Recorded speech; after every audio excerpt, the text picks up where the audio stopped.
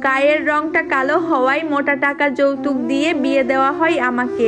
এত টাকা পয়সা গহনা পেয়েও আমার শ্বশুর বাড়ির লোক সব সময় আমাকে কথা শোনাতো, এমনকি মেরে ফেলতেও চেয়েছিল। বাসর রাতে একটা মেয়ে স্বামীর আদর পায়, কিন্তু আমি পেয়েছি অবহেলা। আমায় ছোঁয়া তো দূরে থাক, একটা কথাও বলেনি আমার স্বামী।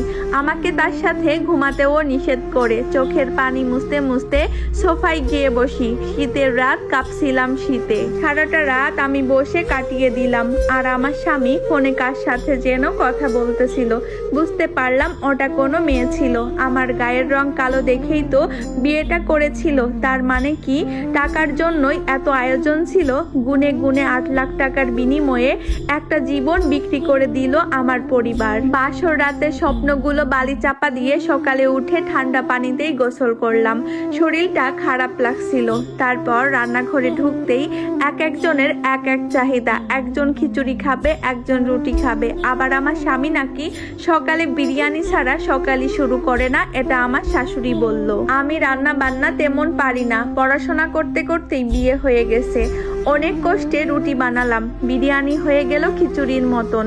চোখের পানি মুছছিলাম আর রান্না করছিলাম। বেলা বেজে গেল 11টা।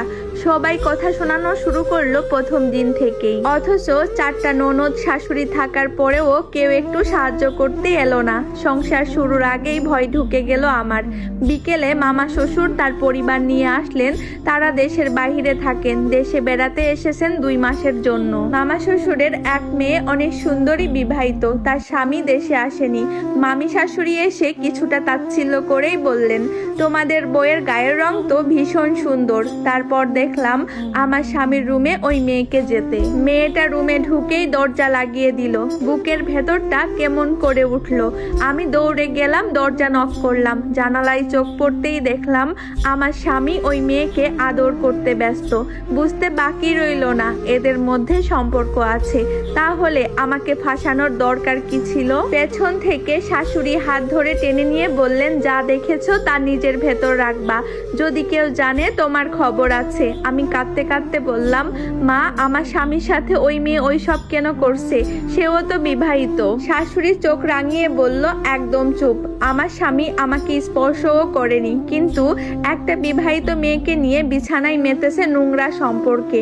আমি কাকে বিচার দিব? সেদিন ওরা থাকলো। সে রাতেও আমাকে সোফায় ঘুমাতে বলা হলো, কিন্তু সেদিন একটা চাদর দেওয়া হলো। আমি সাহস করে বললাম আমার স্বামীকে, আচ্ছা, আমি তো আপনার বা আপনার পরিবারের কোনো ক্ষতি করিনি, তাহলে আমাকে বিয়ে করে আমার এত বড় ক্ষতি কেন করলেন? আপনি তো আপনার মামাতো বোনের সাথে সকালেও শারীরিক মিলন করেছেন, তাহলে আমাকে কেন এনেছেন?